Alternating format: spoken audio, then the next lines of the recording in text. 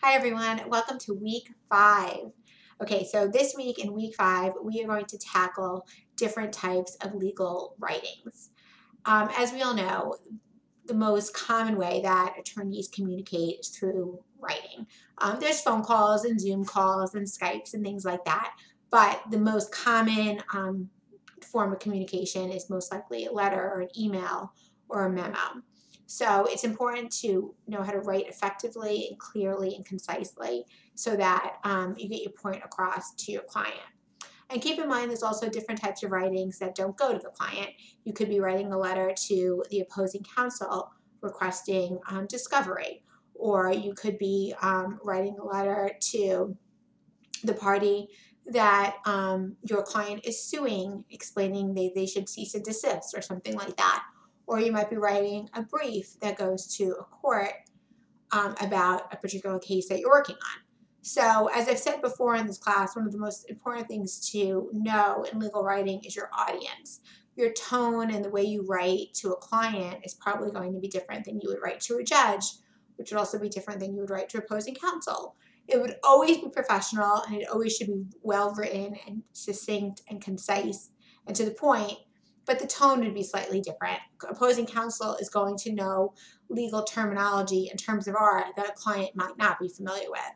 And the tone to a judge would be slightly different than it would be to a client. Again, it would always be professional, but your tone would just be slightly different depending on your audience. You should always be picturing your audience as you write. So we're going to go through all the different types of correspondence and discuss some tips and tricks on how to make your writing better. Because as we know, legal writing can differ from regular writing, and so we'll work on that together this week. This week we have a little bit of a reprieve. We just have a discussion board and we have a reflection, but we do not have any part of the portfolio project due this week. As you know, last week we had the midterm, and that is where we did the majority of the research that we're going to need for the portfolio project. So I should note that if you did not turn in your midterm, or if you're unhappy with your grade, or you feel like it needs more work, this would be the time to do it because you do have a little bit of a reprieve. It's going to get very busy again in week 6 because in week 6 you're going to be working on the predictive memo, and basically that's going to take all of the research that you analyzed, all of the research that you briefed in week 4, and you're going to analyze it and compare and contrast it to our facts of the Sweet Lorraine situation.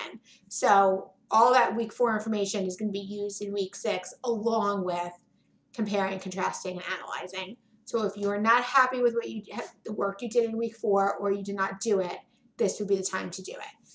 If you are happy with your week 4 midterm and you've read my comments and you're good with it, then I would recommend you maybe start looking towards week 6 because that predictive memo can take some time, and start thinking about how the research that you found in week 4 would fit into your predictive memo, and start thinking about how you would analyze your facts and compare and contrast to the cases that you found.